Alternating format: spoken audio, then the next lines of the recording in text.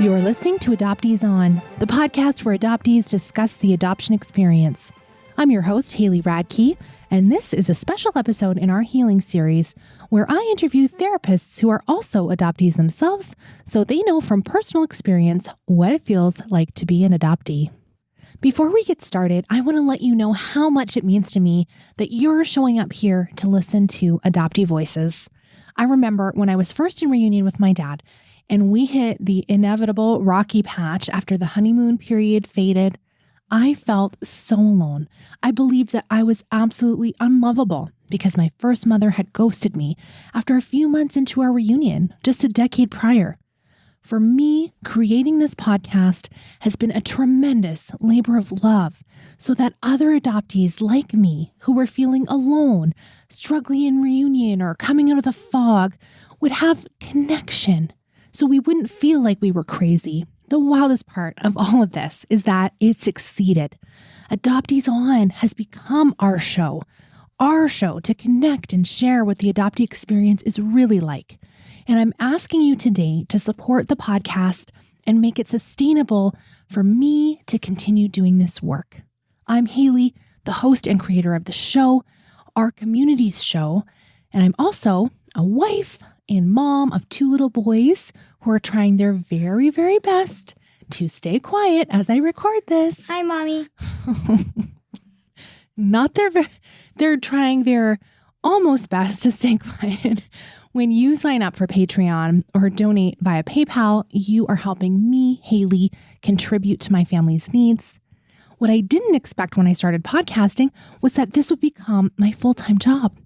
I'm showing up for you and saying yes to adoptees, and I would love for you to show up for me and commit to a year of support for Adoptees On. I have big plans and I want to do huge things for adult adoptees, but I can't do it without the support of you, my listeners. For the month of April only, I have a sale on for a yearly membership to Adoptees On Patreon with 1 month free. After that, it'll be back to regular price. I'm honored by the support I have already gotten from the community, and truthfully, pretty scared to make this ask again. But if I'm going to continue making the show, I really need your help to make it sustainable and to have the ability to meaningfully contribute to my little family over here and to hire other adoptees to help build the show. Click the link in the show notes or go to adopteeson.com/partner to sign up right now. Okay, let's get to the show. Today, we are talking about internalized depression with psychologist Dr. Chaitra Wirta-Leiker. Let's listen in. I'm so pleased to welcome to Adoptees On, Dr. Chaitra Wirta-Leiker. Welcome, Chaitra. I'm so excited to talk with you. Thank you, Haley. I'm so appreciative of you having me on today. Well, it's embarrassing that it's your first time on the show. That's on me.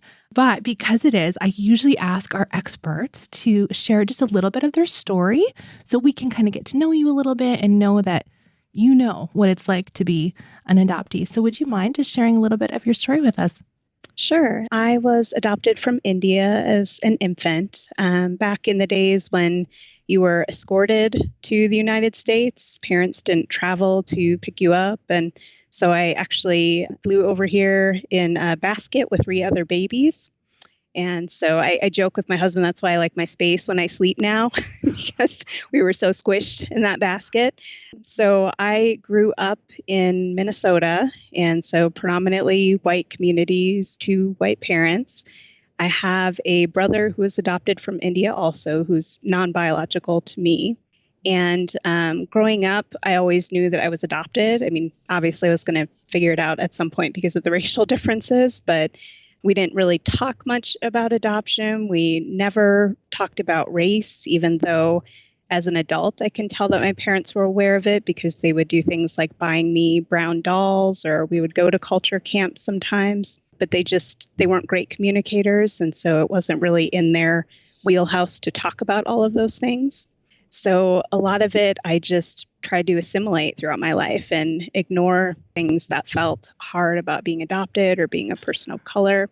And for me, I mean, psychology just always felt like a good fit. From the time I took my first psychology class in high school, I knew that was what I wanted to do. And so in getting my degree, and then it was always a lot of attachment and trauma work. And I didn't really make that connection at the time. I worked with a lot of kids who were in foster care, who had been removed from their homes. But then it was actually when we went through the process to adopt our son that I really made the connection and realized what a need there is for these services, and that there were names and labels and concepts to describe all of the lived experiences I had. So that was really powerful for me just in the last decade, really, to understand so much of this on a clinical level and a human level, and just to connect with other adoptees in more powerful ways. So now I'm a private practice psychologist in Denver and specialize in working with adoptees. That's amazing. I love hearing why people were drawn to the helping professions, like so many of us adopted people are. So thank you so much for sharing your story. I'm curious because you really do specialize in helping adoptees and adult adoptees. What are some of the things that people are really coming to you for? A big part of it is what I would call internalized depression. And I don't think a lot of adoptees have learned to label it that way. What ends up happening is that we get all of these messages from society about what we're supposed to be, right? Quote unquote, supposed to be.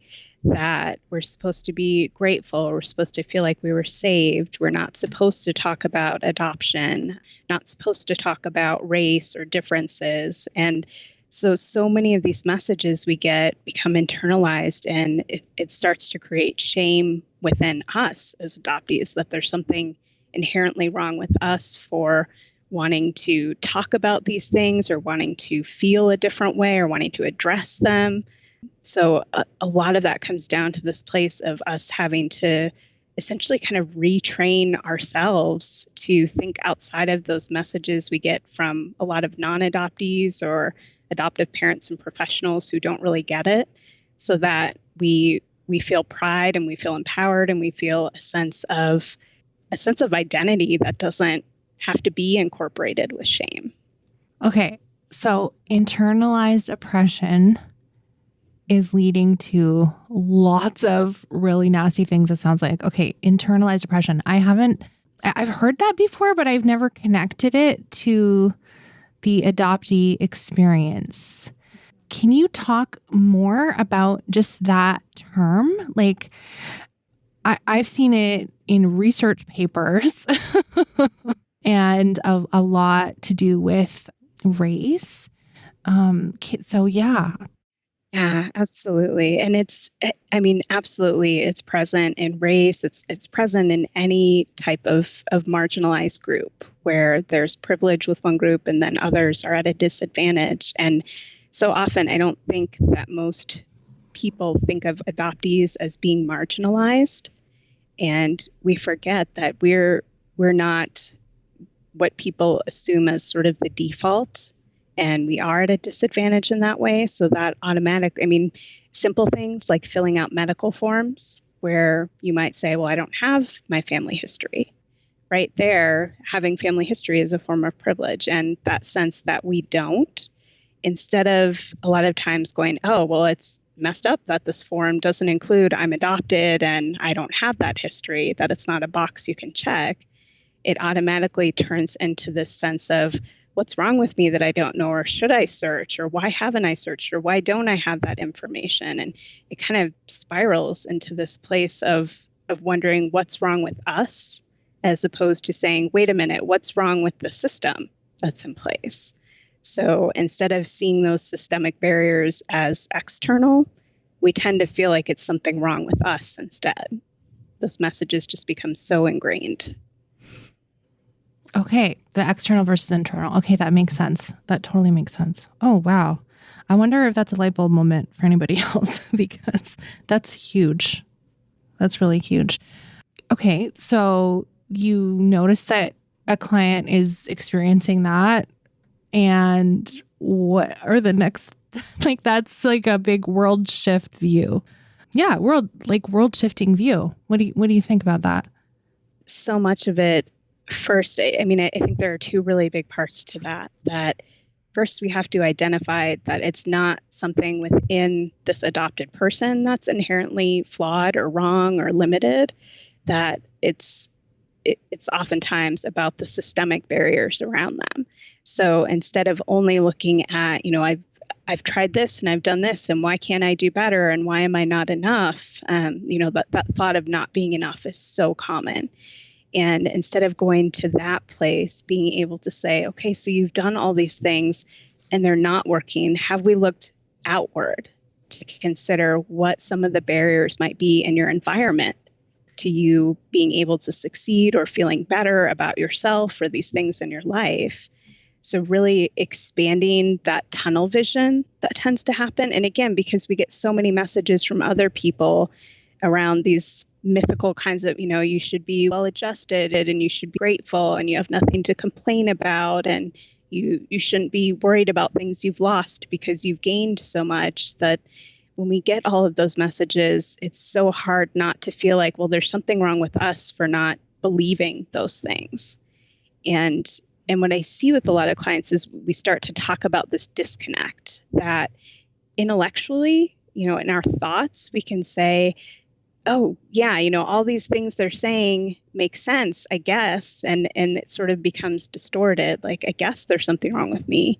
But then there's this disconnect to what we actually believe and what we know. And most of the time on a really kind of somatic and visceral level, we know it's not us. There's something within us that's telling us this isn't our fault and this isn't something wrong with us. And so when we can dig into that piece and really understand the messages around us and how they're influencing us, then comes the second part of, instead of feeling angry or ashamed about the ways that we've coped with those messages. And the best example I can give, so many people talk about adoptees engaging in self-sabotaging behaviors like substance abuse, or even when it comes to attachment, like they're rejecting before they can be rejected. And that's, again, we get those messages like it's something wrong with the adopted person.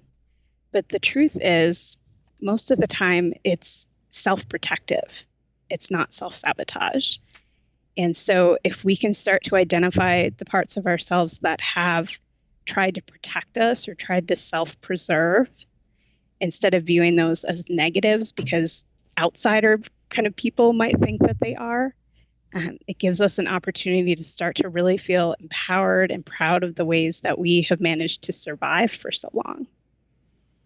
Okay, as you're describing these things, I had to quickly scribble down coming out of the fog. So what are your thoughts on that term? Because the more you talked about the internalized oppression and realizing that was happening, it sounded to me like that's what happens when people come out of the fog, as they realize that. And so is this like a technical term for that? Or do you not like that term? What are your thoughts on that? Yeah, I have a hard time with that term because I feel like every adoptee is on their own journey and there's nothing wrong with them for being at whatever point they're at in that journey. And I feel it's one more way that I feel like we put adoptees down or shame them. And we even do that within our own community. And so we really need to be able to say the reason someone believes what they believe is probably due to self-protection and self-preservation. There's something about their family or community or workplace or whatever it is that they are not safe to explore these other aspects of adoption yet. So the thing that we've been labeling, do you think that labeling coming out of the fog, is that linked to it? I get that. I've heard so many people don't like that term, and it can be dismissive and it can be really, I don't know, it's not a continuum, right? Like just like grief is not like, oh, you hit this stage, then hit this stage. And implying that someone is fogged is like they're not with the rest of us yet. And even saying that there's a yet, like all of those things that you pointed out as well. But the thing we've been labeling that, is that just instead the internalized oppression, or is that totally unrelated? I think they're absolutely connected, that the internalized depression is in some ways about survival. It's, things that are around us, we have to do what we can to adapt and live within them. And so if we take in all of these messages we're getting that some people would label as the things that put us in the fog in the first place, all of those kind of happy unicorn rainbows messages around adoption, then there's probably a reason that someone is choosing to believe them. Even if they may not fully be aware that it's a choice, there's a reason. And that reason almost always comes down to self-protection. And I'm a big proponent of us. I mean, when we talk about coming out of the fog, it's one of those terms that I think can be appropriate at times. Like if we're labeling ourselves that way, that we felt like we were in a fog and we've come out of it, that feels okay to me if it's empowering to that person. But when we're labeling other people that way, that's where it feels like it's shaming. Oh, like the fogged adoptees, or yeah. Mm-hmm. Okay, or they're defogging or something. Right. Okay, Chaitra, I'm sorry for just going back to that, but the thing is, I've never had another word for it, and it's like an easy phrase to kind of say. So I love that you're teaching us a different way to say that. And it's so all-encompassing. My goodness, that is, sorry, yeah, wow, it's amazing. Okay, I have a quote from you I want to read to you from your Facebook page, and I'd love for you to say a little more about this. Okay, so this is a quote from you. Heartwarming stories are a Band-Aid meant to distract us from the systemic problems that caused the underlying wound. To create change, we have to be willing to look beyond superficial healing to what caused the injury. Mm-hmm. Mic drop. You can't see the mic drop. I have to admit, I'm glad that's the one you chose. I was a little like, oh boy, which quote? I said a lot of things. You've said a lot of things. You tell me a lot of things you don't know, but you are teaching me all the time. Yeah, that to me, when my eyes have really been open, like I say, really just in the last, maybe 15 years or so, it wasn't until my first class in graduate school that I truly understood white privilege, that it was something that just clicked for me. And it was something as small as a Band-Aid. So this idea of Band-Aids come in this color that's supposed to be flesh colored, but they never matched me. And suddenly it all clicked, like all these ways that I had felt different or like there was something wrong with me. It clicked. Like there are all these small messages every day that are telling me I don't belong and I'm different. And so from that point on, it's been this journey of really understanding systemic forms of oppression. And in that way, I felt like that quote really kind of harkened back to where that first started for me and understanding that on a deeper level. But at the same time, there is this constant sense of like, if somebody's stuck or they're struggling, what's wrong with them? Why can't they fix it? And it's this sort of individual in a vacuum view. And instead, anytime we're feeling stuck, what I encourage clients to do is really think about the environment around you. And funny enough, I just posted a quote about that today. So this idea of what do we do when we're feeling stuck and we feel like we've done all the things we can to move out of it, we need to look at the external world around us. And what is it that is putting systemic barriers in place? Or what are the messages we're constantly having to fight against? Or what ways are we constantly having to prove the validity of what we feel and what we need? And when we're having to fight our environment in that way, like, of course, it's going to be hard to succeed and to feel whole. You talked about the self-sabotage can be self-protective, but what are some of the ways that we can be protective of ourselves when we're unraveling this internalized depression? Like, what are the healthy ways to do that? Well, so much of it is about, I think, how we frame it. That when we view the things we're doing, like when we buy into that narrative of things being self-sabotaging, as soon as we can reframe those as self-protective and embrace those parts of ourselves, it can be incredibly healing in itself. So if we realize we're in a pattern of pushing others away and we're afraid to get too close because what if they leave, or what if I'm not enough, right? That's a common fear. And it absolutely makes sense that it's there because we have had someone leave us. And once we know something is a possibility because we've been through it, it's always a possibility. It's always something that could happen again. We can't unknow what we know. And so if we acknowledge there's that part of ourself that feels that, instead of getting angry or resentful and going, God, why do I do this? Why do I push people away? What's wrong with me? If we can talk to that part of ourselves the way that we would talk to a child or an infant, right? To comfort that part and go, oh my gosh, I see you trying to protect me right now. You're trying to keep me from getting too close because you're worried someone will leave. And I can completely understand why we're scared of someone leaving. And guess what? Right now, things are different because right now we've got this person who does this and this and this to show us that they're sticking around. And we are older and braver and wiser and stronger now. And there's more that we can do to handle this situation and to navigate it. So if we can talk about how we take the time to navigate that and how we give ourselves space to say, thank you to this part of me for trying to keep me safe and protect me. And you know what? I've got it now. I'm okay. You can rest. I might need you again, but right now it's okay for you to rest. That sounds like internal family systems work. To some extent it is. And I feel like there's a different level of that with adoptees sometimes too. That it feels inherently, I mean, we already have all these parts that are, similar to other people, but then these parts we carry with us of who we could have been, this ghost life. And so in that way too, I think we have a lot more parts to have to navigate. Oh boy. Yeah. That's a whole nother, I feel like that's a whole nother conversation. Yeah. Wow. The ghost life. That's like Betty Jean Lifton, right? The ghost kingdom language. Yes. Okay. So you're talking to mostly adoptees here and adults, adopted people who are now all grown up.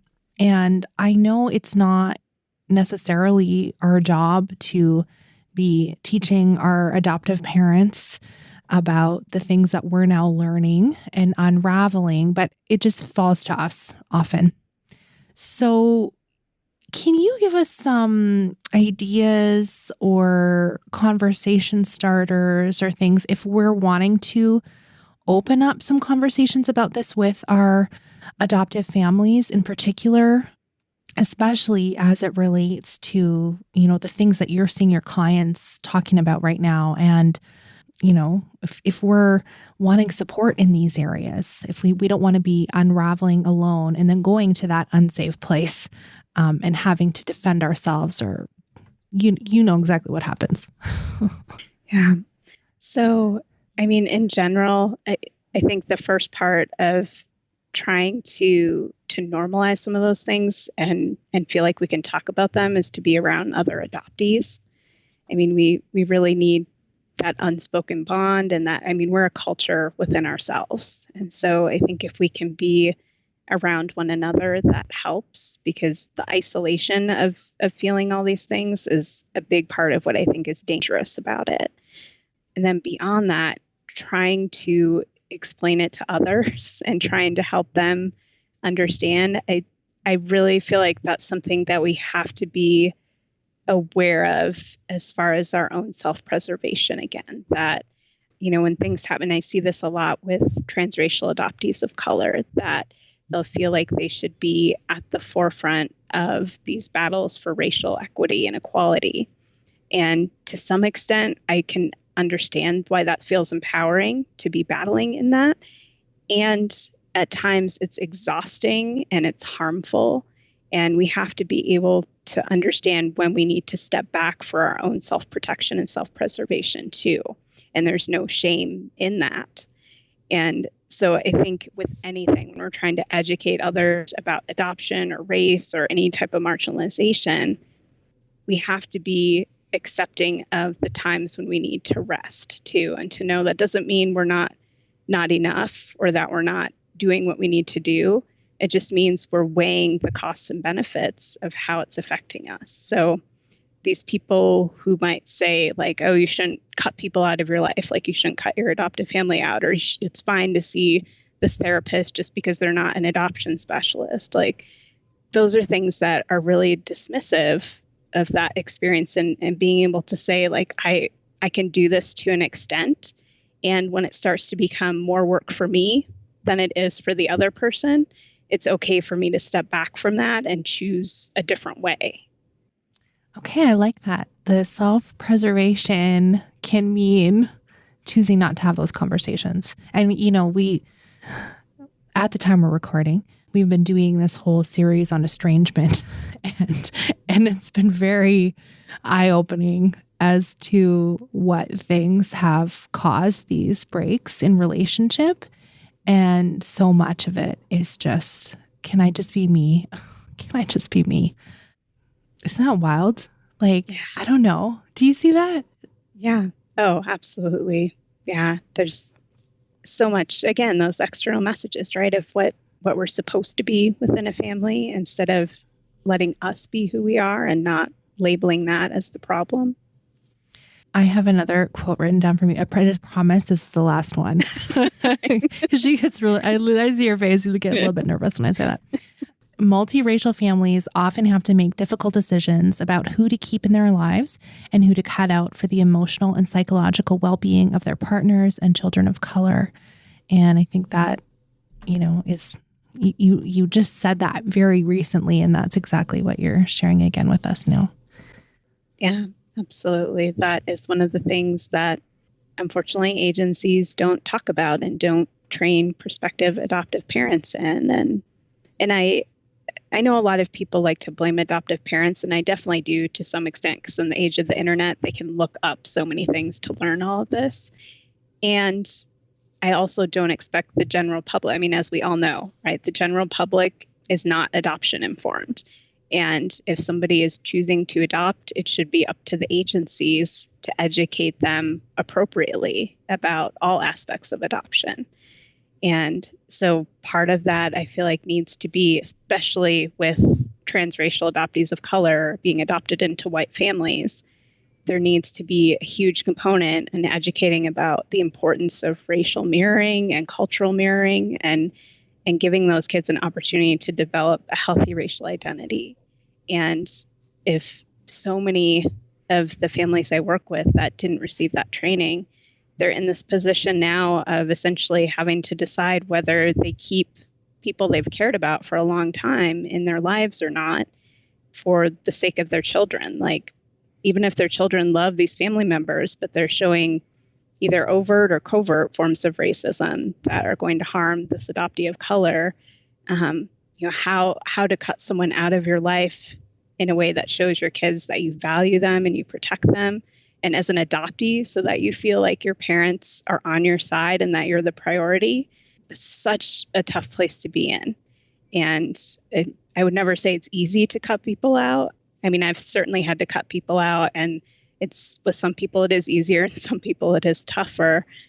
But at the same time, like, it really has to come down to the adoptee is the one who needs to be protected first and foremost. What do you say to an adoptee who comes in and is like, oh my word, I'm realizing all of these things now. I need to unpack. I need to figure out my identity. And I know you work with a lot of transracial adoptees and issues of race, and that's so complex. I don't have that experience. I'm a white domestic adoptee. I've heard from many adoptees of color that grew up in white families, and they're like, sometimes I feel white. Now I'm an adult. I don't get treated with the, white protection anymore of my parents. What's that called when you're? I call it the umbrella of white privilege. Thank you. Umbrella. I don't have my umbrella anymore. What are some of the things that you do to help someone that's struggling with that? It sounds really simple, but one of the main things that people need is just to feel fully seen and heard in all of the things that they're unpacking, to not feel judged or to feel like there's a certain agenda to it or a certain way they're supposed to be, but just that in itself, I think, is one of the most healing and empowering things about adoption-informed therapy spaces, that adoptees can come in and talk about all these things in a completely unfiltered way. And that's just so powerful to see. Like, it's amazing to see the shift, like the size of relief and the entire body relaxation, just at being able to talk about these things without having to be careful about how they say it. Okay, this feels like a perfect time. I really wanted to get to this because I know that you are part of this really neat thing that's happening, the Society of Adoptee Professionals of Color in Adoption. Can you tell us what that is and tell us more about it? Absolutely. So we are a group of adoptee professionals of color, and we all are connected to the adoption field in some way. So there are a lot of us with doctorates, but it's not a requirement of being in the group. And there are some without and some who are students.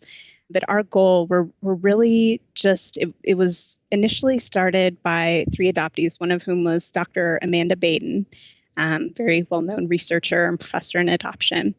And the goal was really to bring a space together where we can support one another, we can network, and we can figure out ways to support the community as a whole.